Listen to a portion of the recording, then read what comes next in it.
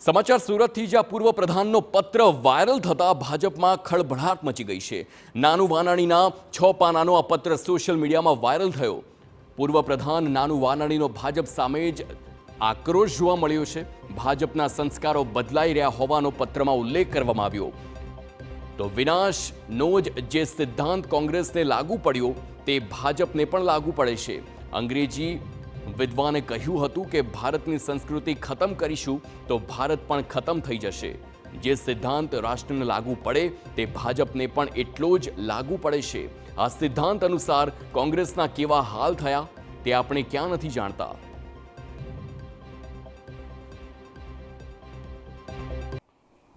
જો ભારતીય જનતા પાર્ટી જ એના મૂળભૂત વિચારો, મૂળભૂત કલ્ચર